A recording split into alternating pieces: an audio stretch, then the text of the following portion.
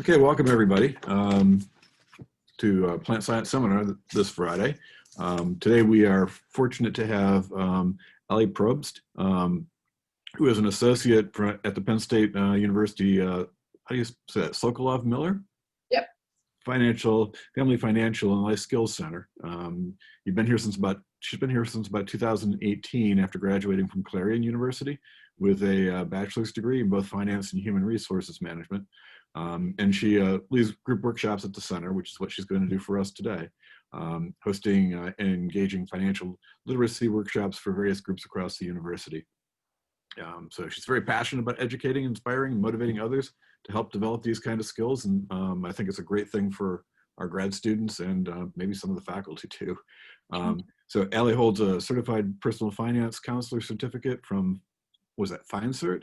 And yeah, and so she likes to camp and play tennis and run and play with her dog. So I'm looking forward to hearing what she has to say today.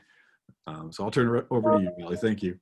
Thank you so much for the wonderful introduction. So let me just start by saying I'm thrilled to work with this group.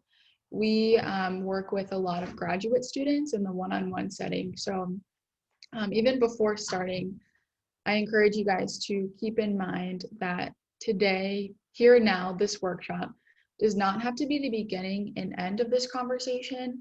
At the Financial and Life Skills Center, we offer a variety of different services and resources to help you continue to learn about and really take control of your finances. So I'll talk a little bit more at the end about how you can kind of continue to get involved with our service, because I think graduate students tend to kind of need this the most. So I have found in working with students and in being in this role for the past 2 years and kind of being a recent graduate myself, in college, a lot of focus is put on things like your physical health and your mental and emotional health. But financial health seems to kind of go by the wayside and not be talked about as much. So really the goal of this presentation today is to get you thinking more about your financial health. And I'm also going to just share some steps that you can take to improve your financial health. Typically, we are never formally taught about finances. Personally, I know growing up, I never had a class on this in high school. I know some people do, which is fabulous. I think everyone should. Also, my parents, for some reason, never really sat me down and talked to me about money management and what I should be doing with my money. And unfortunately, in this role, I found that a lot of other students are kind of in the same boat. Oftentimes, people expect that this is intuitive, and we just end up learning about finance through trial and error. So our mission is to help you develop the skills that you need to truly take control of your finances. And that looks different for everyone. So I want to start off by telling a quick story. I have a friend who previously worked in investment advising before getting into a more educational role like the one I'm in now, teaching and promoting financial literacy. And he once told me something that really stuck with me.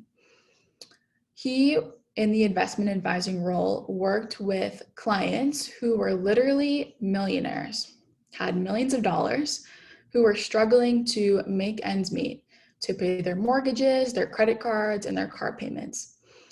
He also worked with average families who made 50 grand a year, who had a functioning, balanced budget month to month, and they were planning to, send their kids to college and go on vacation. They were living great lives. So the moral of the story is that it's really easy to think that if only I made more money, I could pay off my debt, or I could go on that trip I have been thinking about for years, or, whatever that thing is for you. But I'm here to tell you it's not about the amount of zeros that you have. Up to a certain point, of course, we want to be able to live.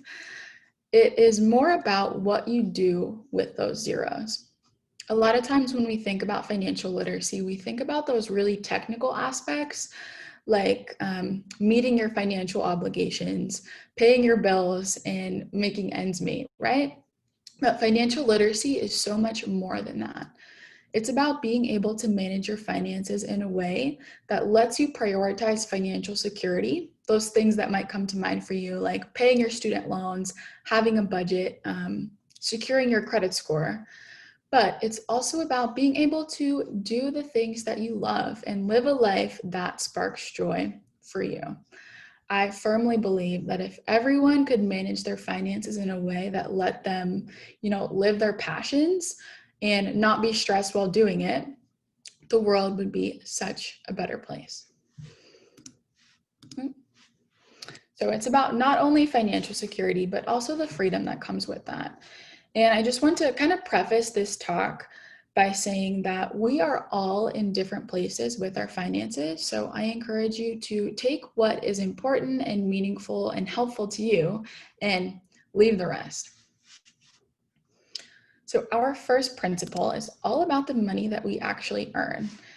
And I don't know about you guys, but I can remember that feeling of utter disbelief when I got my very first paycheck from my very first job and saw just how much of it was coming out for taxes. And when I say my very first job, I mean like not my very first professional job, but my very first actual job, scooping ice cream in an ice cream shack, right? I had a certain expectation for what I would see, and the number that I actually received, the amount that I received, just was not that. So what we're talking about here is the difference between our gross paychecks and our net paychecks. And I'm sure that most of us at this point have already kind of experienced the initial shock that comes with paying taxes for the first time. Maybe someone in that moment tells you, that's life, you're going to pay taxes forever, right? So why might we need to revisit this concept, gross pay versus net pay, again? Oftentimes, when we are starting jobs out of college, we are making very important choices. And we need to be sure that we are making those choices. Things like where to live, what to drive, what our travel plans are going to be, right? Just how we're going to spend our money. We need to be sure that we are making those choices based on the money that we're actually bringing in. So our net pay and not our gross pay. This is an actual pay stub from someone at Penn State. Unfortunately, it is not mine, but let's just imagine for purposes of this example that it was mine. Penn State pays monthly. So the gross pay, $5,300 a month, that comes out to about 64 grand a year. So let's say that I was starting my job at the Financial Literacy Center and my team leader offers me the job, 64 grand a year. I say, yes, that's great. I'll take it. I'm thrilled to be joining this team. I have to move to state college, right? So I start making all of these choices. I rent an apartment based on that amount. Maybe I buy a car or lease a car based on that amount. Maybe I plan to take a trip to Europe based on that amount, thinking I've got $5,300 coming in every single month. In reality, I've got $3,500 coming in every single month. Quite a bit less than what I expected to see. And, maybe I would be okay for the first few months, maybe I could swing it, but eventually I would probably find myself struggling financially because the choices that I had made overextended my income. So the first point here is that you have to make sure you always make plans based on your net pay instead of your gross pay.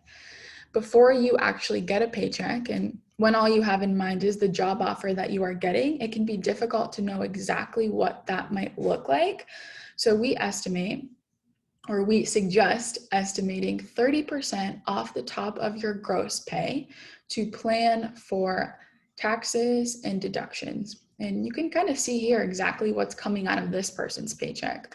Lots of taxes, right? But also some really good things like retirement and healthcare. So things that we need, we just need to plan for. And the difference here between gross to net is actually about 33%. So it might not be exactly 30% for you. It might be a little over, it might be a little under, but estimating 30% gives you a really great starting place to start to make choices. So that when you are building your budget, again, you're building it based on an accurate number. So a lot of times I know when we hear the word budget, it can sound kind of lame or even a little scary, right? You might hear so-and-so's on a budget and you think you're never going to see them again because they're being cheap. But a budget is really just a spending plan. It is telling your money where to go rather than kind of just swiping your card haphazardly and wondering where all of your money went. It's having a plan. And it is truly just balancing your income against your expenses and prioritizing your expenses so that they can stay in balance. Ideally, we're going to talk about saving a little bit later, but ideally you want to be prioritizing saving and then your needs and then your wants afterwards. You want to make sure that your financial life is taken care of before you start spending money on the things that aren't completely necessary in your life, right? So I encourage everyone to think about what sorts of methods, if you don't have a budget already. If you do, that is fabulous. Keep doing what you're doing. But if you don't have a budget already, think about what sorts of methods might work for you that you might be able to pursue to build a budget. Some different methods out there are Excel. That's personally my favorite. Also, pen and paper. If you are a simple person, you can use a pen and paper. In apps, there are so many apps out there. Mint.com is a great one. A lot of students that I have worked with in the past really love Mint.com. It's free as well. And if you're someone who is artistic and creative, you don't have to use an Excel sheet, right? You can do something like a bullet journal. It is really about finding what works well for you to make this a sustainable habit. If you don't have a budget already or a process that works well for you, the first step to building a sustainable working budget should actually be to take a month and just track your current spending habits. It can be really easy to start off by developing a budget and say, okay, I'm going to spend this amount on food and this amount on entertainment and just make these plans. But if you hadn't started by tracking your spending and seeing what you're currently spending on those things, those estimates could be way off, right? You could be spending way more or way less on those things. So it should start with tracking your spending, seeing where your money is currently going. And from there, you can look at that data and see if you need to make any changes to maybe meet those goals that you are thinking about. On our website, you'll see it at the end of this presentation. There are some really great resources on our website for budgeting. We have got a fabulous budgeting worksheet. It's linked right here. But you can actually track your spending on that worksheet, and it will give you pie charts and data to show you exactly where your money is going. And if we have time at the end, if anyone's interested, I can show you guys how to get there as well. A budget can also be a really helpful tool for planning for the future. This is what we like to consider a healthy sample budget. This template was actually developed by the Consumer Finance Protection Bureau. They found that people that followed budgets that kind of looked like this one rated high on 3 measures. Those were financial security, overall happiness, and job satisfaction. 3 really fabulous things that I want for every single person sitting in this Zoom room. That is good stuff, right? So a few things I want to highlight about this budget. The first is that this is monthly. It's also based on your net income, not your gross income. So if you were to get a job offer and divide that by 12 and start making these choices, where to live, what to drive, what to eat, you're kind of doing exactly what I was doing in the example I shared earlier. However, if you get a job offer, you take 30% off the top to account for taxes and deductions, and then you divide it by 12 and start making these choices. You're making some sound financial decisions, right? A few things I want to highlight about these specific numbers here. The first is housing. We can see that that is 30%. And I would argue that you should make sure that your housing is never more than 30%. A lot of times when we hear about financial literacy, we will hear the Starbucks example, right? Let me pull up the chat here. Oh, thank you so much. That's great. A lot of times when we hear about financial literacy, we'll hear about the coffee example, right?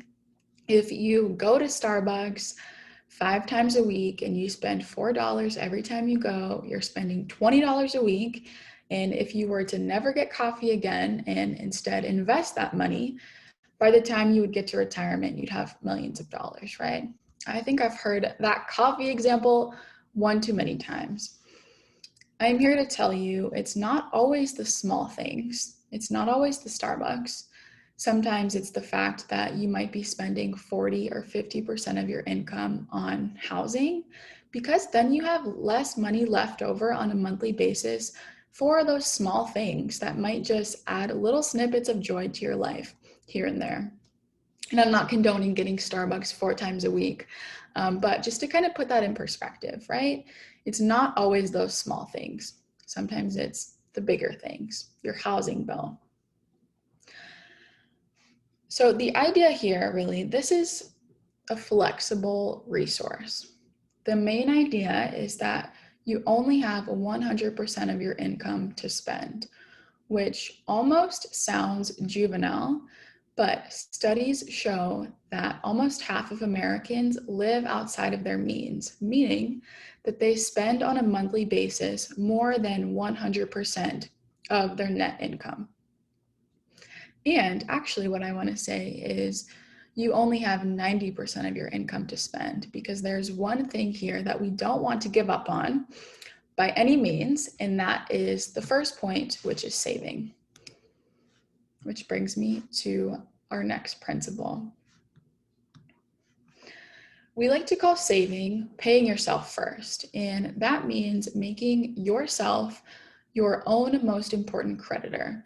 Anytime you get money in, before you pay any bills, before you buy anything or spend any type of money, you should be paying yourself first, taking a certain percentage or dollar amount of that money and moving it from a spend account into some type of savings vehicle, like a savings account or an investment account. A general rule for financial literacy, we saw back here, is to save at least 10% of your net income. So if you think about it, maybe you get, I'm going to skip that example. So I know a lot of times we think about saving money and we might think that we have time. We don't need to start thinking about saving yet, right? Or we think saving will be easier when we have more money. I'm here to tell you, saving will never get easier. It will never feel easier to take a portion of your hard-earned income and put it to the side for an emergency or some other goal. So I encourage everyone to start now. Make that commitment to save at least 10%, 10 cents out of every dollar that you bring in. Different opportunities to save might include things like having an income. That's the obvious one. Also, getting extra money in the form of a scholarship refund, or maybe your family sends you money. That's an opportunity to save. 10%, I'll come back to that example now. Maybe your family sends you $100 for the month. 10% of that is $10, right? You could easily spend that and not think twice about it. That's like one Chipotle burrito, right? But you could also make that choice to save. Put it to the side and not think about it again until you need to. $10 doesn't seem like much, But if you implement that habit every single time that you have money coming in, you will start to build yourself a really nice cushion. And that brings me to an emergency fund. I think the pandemic has shown us that we can never be too prepared because we never know what's coming, right? This is where the emergency fund comes in. This should be a cushion that you can dip into if anything crazy out of the ordinary happens in your life. Ideally, it should be between 3 and 6 months of your expenses. And if you're a student, that might be a little difficult to think about right now, but that's just a good tidbit of information to keep in the back of your mind for the future. A budget is really helpful for figuring out what 3 to 6 months of your expenses actually looks like. So for me, some things that come to mind are, my student loan payments, my rent payment, a grocery bill. These are all things that I would still need to pay for if I were to lose my job. So that's the idea of this emergency fund. If you lose your job, you can sustain yourself for a few months while you find a new one. Saving is probably the most important thing I'm going to talk about today. I think saving is the most important piece of financial literacy, and unfortunately, it's the piece that statistically most of America seems to miss the mark on. Statistics show that 70% of working Americans don't have access to $1,000 in cash. And that is working Americans, right? Not college students. And 70%, that's a good portion of the population. So again, building a habit of saving is a great way to start to cultivate this emergency fund for yourself. This is a pocket of cash you should have in your savings account so that you can get it really quickly if you need to. But personally, I know I am not getting rich off of interest in my savings anytime soon. I believe my personal savings account rate is 0.01% interest. So the idea there is that once we've built our cushions, once we're kind of good to go in that area, we don't want to keep shoveling our money into an account that's not really growing much for us. We also don't want to stop saving. We want that habit to continue to follow us throughout our entire lives. And that is where this idea of investing might come in, where we can start to think about investing for some different financial goals, whether that is retirement, or maybe to buy a home in the future, or maybe just general wealth building. We are going to look at a specific example that is geared towards retirement. And I know this can be a lot to look at once, so I'm just going to kind of walk through it and explain it. On the left, we have someone who maybe by the age of 25 has built their emergency fund, and they begin to really focus their money on investing for retirement. They start by investing $5,000 a year, every single year for 10 years. However, at age 35, something happens in their life and they have to stop investing. Maybe they have twins or something, but they do leave that money in their account to continue to grow and accrue interest. By retirement, which in this example is age 60, they have only invested $55,000 of their own money, but they have much more. Person on the right is someone who had one of those excuses of why they couldn't save earlier. Maybe they thought, I've never had money before, so I want to spend it. Or, I have time, I don't need to start thinking about retirement yet. But they do start at age 35, just like the person on the left, putting $5,000 a month every single year into their retirement account, all the way up until age 60. So in total, they have invested double what you have. And at retirement, they still have less. This is actually a realistic example in that this is based on an annual return of 8%, which is the average rate of return over any 20 years in the stock market. So we can get these higher interest rates when we are talking about long-term investing. I'll talk a little bit more about investing, but if you guys want to put in the chat what emotions or thoughts or questions this chart sparks for you, if any. I know I talk about this all the time, right? This is my job, and I still look at something like this and it completely knocks my socks off. Compound interest is a crazy thing.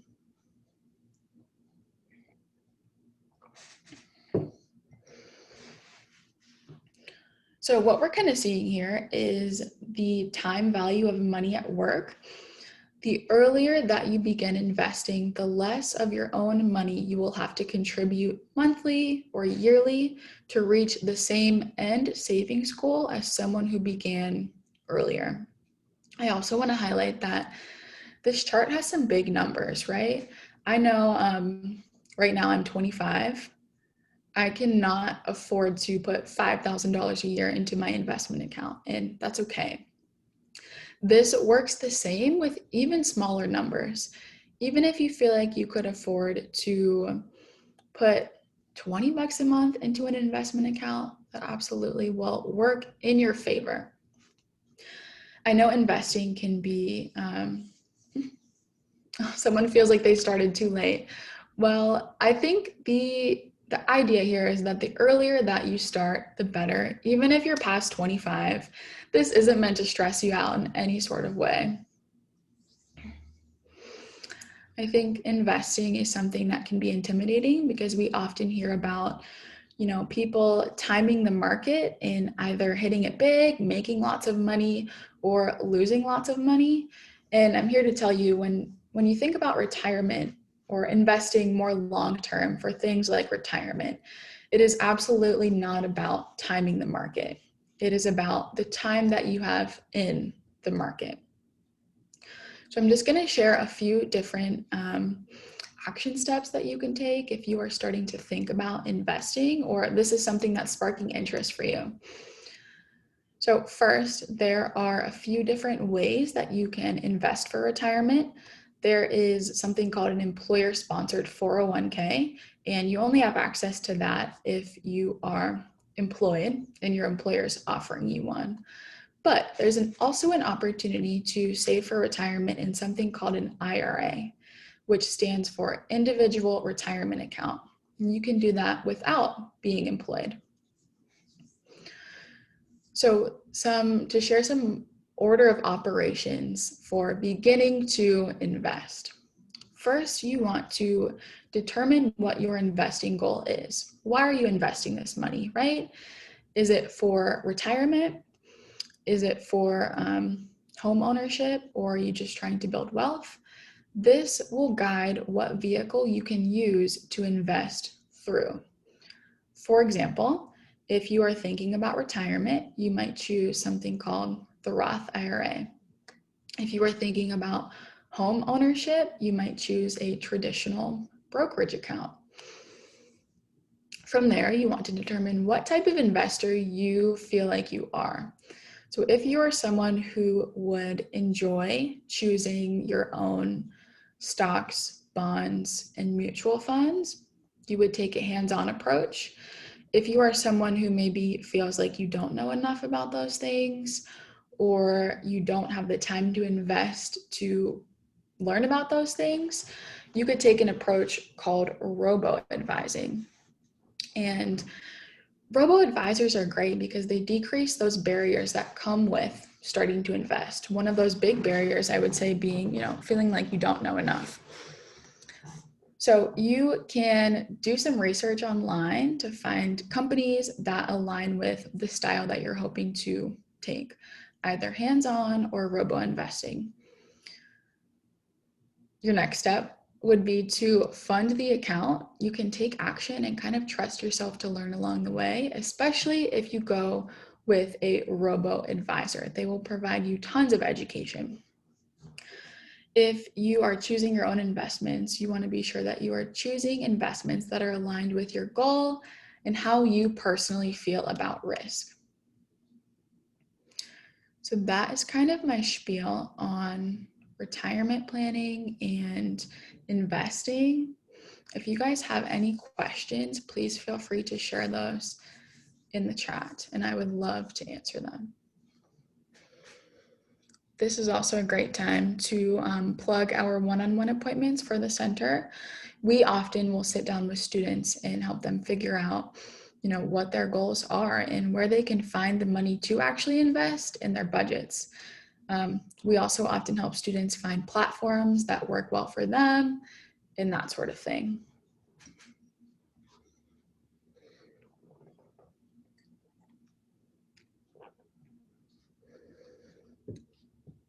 All right, if any questions come up throughout, feel free to use the chat. Also, feel free to unmute yourself as well. Both are great. So our next principle is all about borrowing. And you might have, over the course of your life, borrowed from a variety of different sources. Student loans, maybe the federal government, maybe a private entity like a bank or a credit union, credit cards, car loans, all of these, right? So I want to just share some different, let's pause. I want to answer John's question. What's the biggest challenge that students have when they come to see you? What are the common questions and issues? So I would actually say a lot of times students come to us with very specific questions about things like investing, credit cards, being in credit card debt.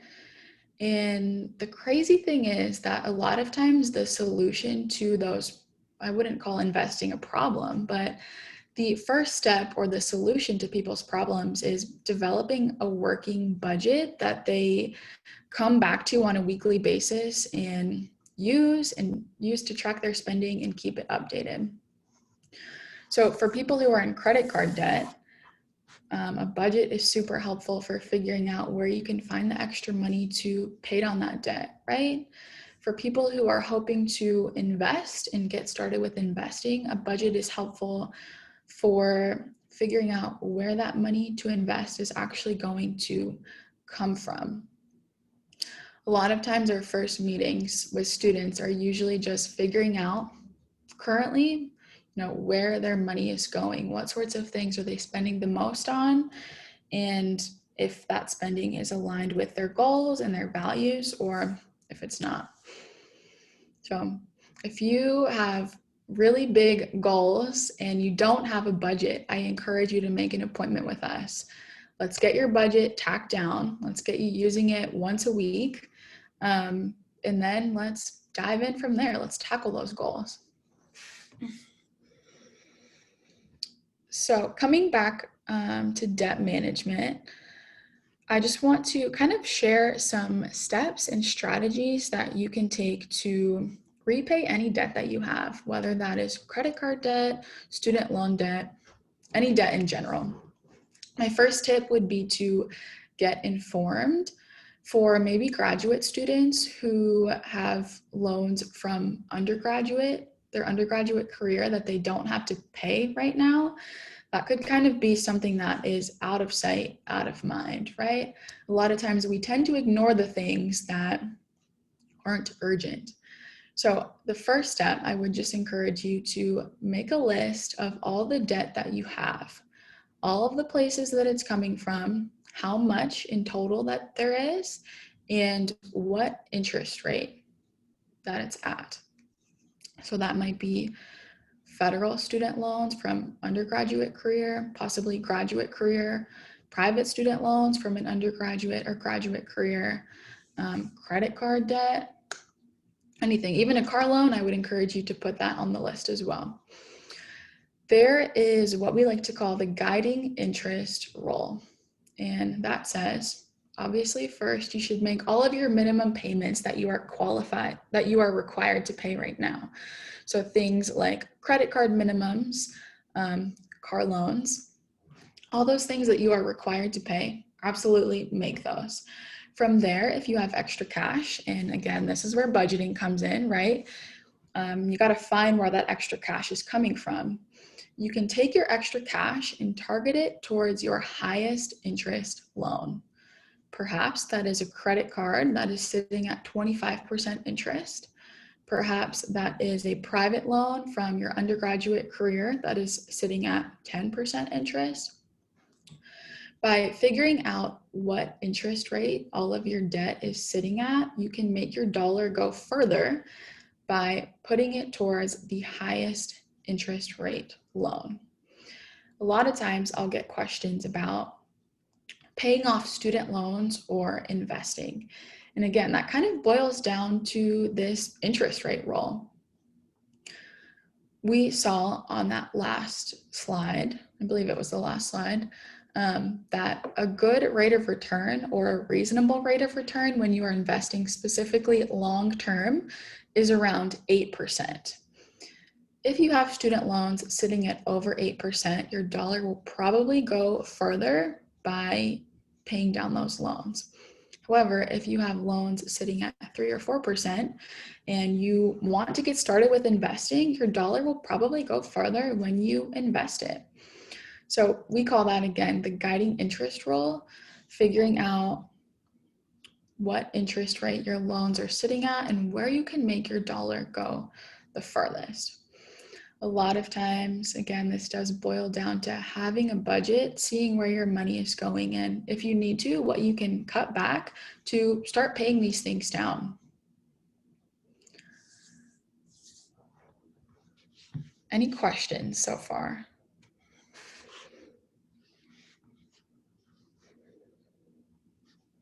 All right, so let's move on to credit. We have about 10 minutes left.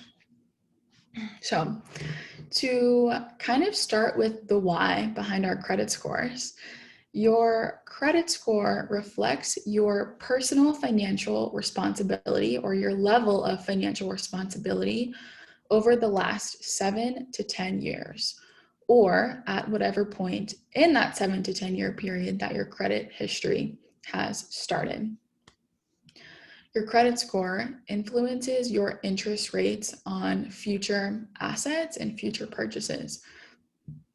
So, for any larger purchase that you might have to get a loan for, things that come to mind for me are homes, cars, possibly refinancing student loans. They will consider your credit score, and that number will tell the lender whether they should give you that loan in the first place and what your interest rate should be. So higher credit typically means you're getting offered a lower interest rate. We saw on that investing slide how powerful compound interest is, and the unfortunate truth is that interest works the same way when we're borrowing. It's just working against us. So lower interest is always better. I like to kind of focus on the things that we can control. And in terms of your credit score, the two big things that you can control to keep your credit score good is your payment history and your level of credit utilization. And thankfully, those are the two biggest factors that weigh into your credit score. So your payment history is simple, right? You're paying your bills on time, your bills that you are required to pay, you're paying them on time. Your level of credit utilization is a little different, and this is one of those things that I don't think people think about much or might not even know about. What this says is that the amount of credit on a credit card that you use should be no more than 30% of the overall credit limit. And that's kind of confusing, so let me provide an example. Maybe you have a credit card and you've got $1,000 as your credit limit. This rule is saying that you should use no more than $300 at any one time on that credit card, or you should have no more than $300 charged at any one time on that credit card. Even if you are someone who pays your card off in full and on time every single month, you still don't want to have any more than $300 on there at any time, even if you pay it off in that same month. So by focusing on these two factors, you can increase and manage your credit score. Keep it good. I do encourage everyone to check their credit scores, look at what that number looks like for you. If you have student loans, you do actually have a credit score. You can check it at creditkarma.com. Fabulous resource. It is a super great educational tool, and it does not hurt your credit to check. I'm sure you guys have seen the commercials. I know that I have. Just to also share some general credit management tips, I would say that you should never be swiping a credit card for something that you couldn't swipe your debit card for, right? And you should also strive to pay off your credit card in full and on time every single month. A credit card is a great tool to build your credit score, but it's also a great responsibility, right? There's a lot of fear around credit cards because of the ability to overspend using them.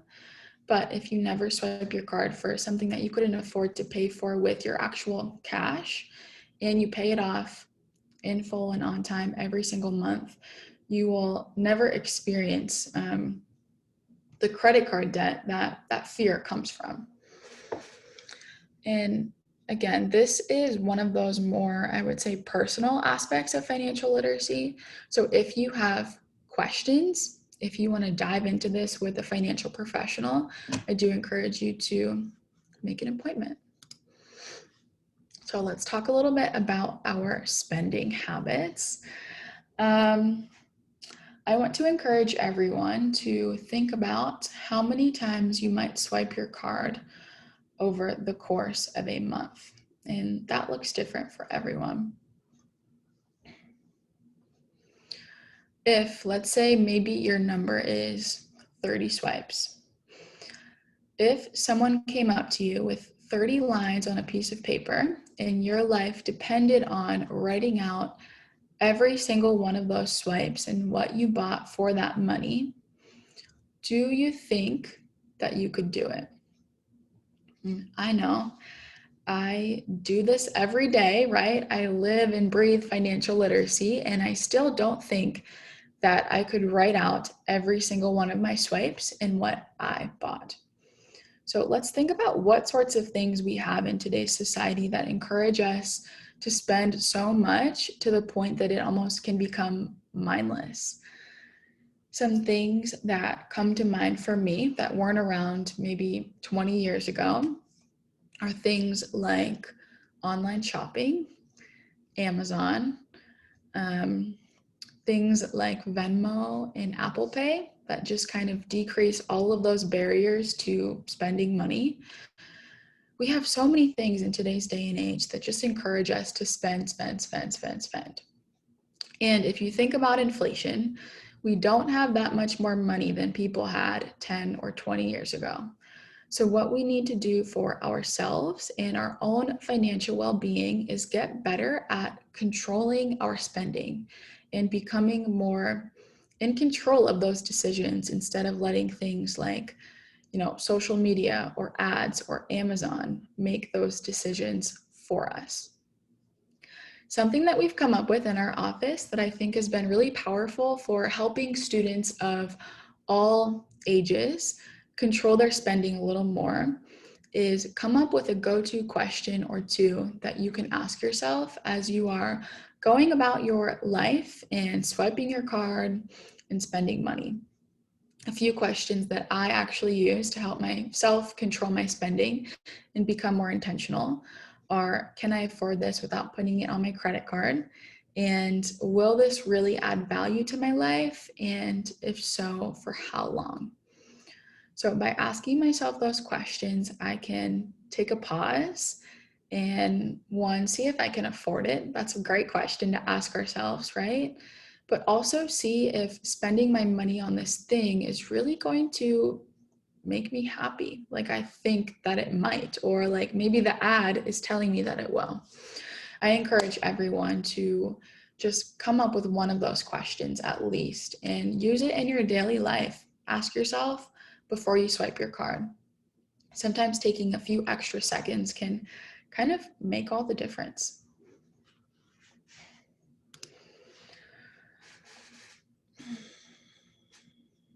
So insurance, got about 3 minutes left. So I'm going to quickly kind of skim over this one because I want you all to have the opportunity to ask any questions that you might have. Insurance is all about protecting the things that are important to you, like your personal belongings, your life, your health.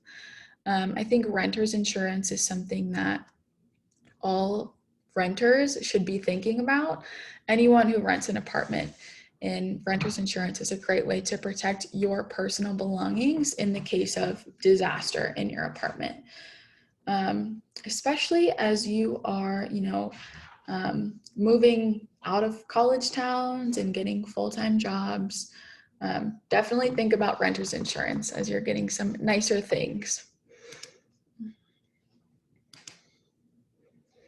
So here's a quick review, some of the takeaway tips that we talked about. I also want to end on this slide. So we talked about a lot of different things today, right? This did not have to be the beginning and end of this conversation. If you feel like you could use a little more support around any of the things that I mentioned, budgeting, credit cards, debt management, figuring out how to pay down your student loans or even fund your education, we are here for you.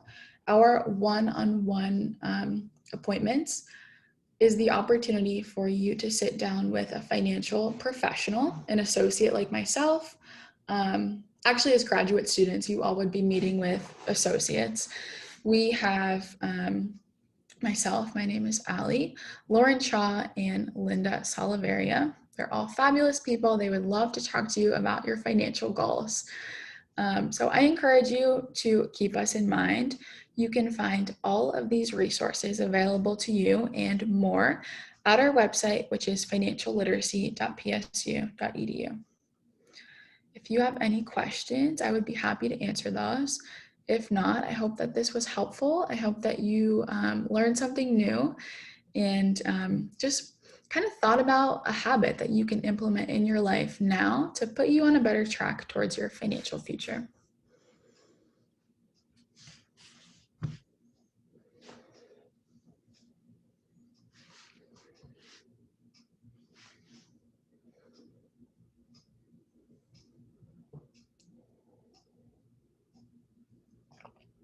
You are welcome.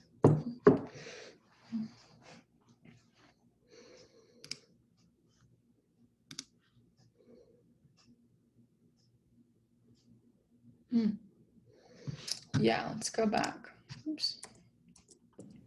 Sorry, I know you skipped over because we're out of time and people may have to leave here, but I always have that question for myself about, the protection of your identity. It seems like you get companies and people saying they can do that, but it seems to be something that most people don't take advantage of. Absolutely. That's a great question. And I do think it's important.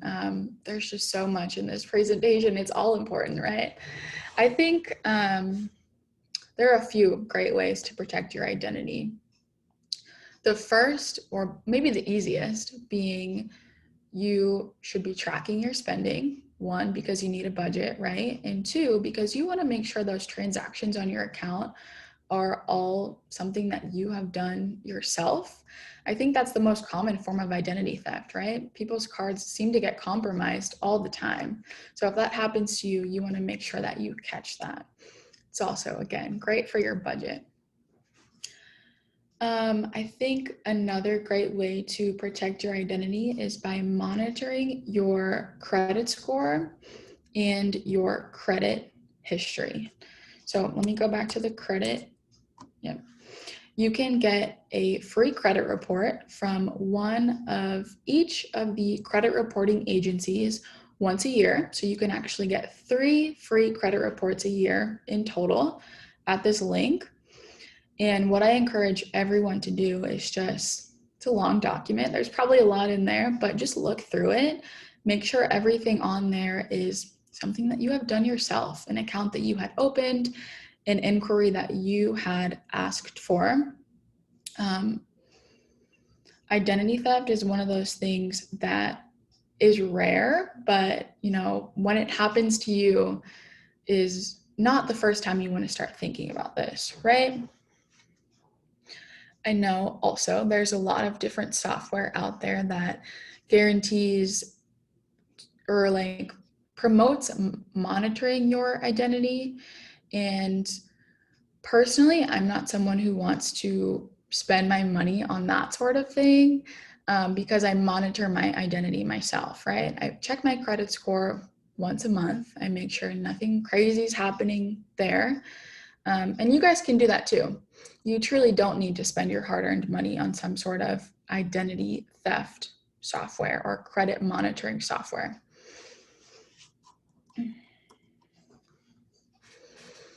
Also, lastly, kind of surrounding this first point, protecting our computer and electronic information. I would just encourage everyone to think about how they store their passwords and what their passwords are. Is it the name of your pet that someone could easily find out by looking at your Facebook? Or could they find out any of your passwords by looking at your Facebook? Also, how are you storing those passwords? Do you have, it saved in Google? Do you have a list of them taped to your computer or your phone? Could anyone access those things? I think these are just kind of sometimes things that we don't think about, especially, our pets being our password and the fact that someone might be able to figure that out without really trying too hard. So those are some tips on identity protection.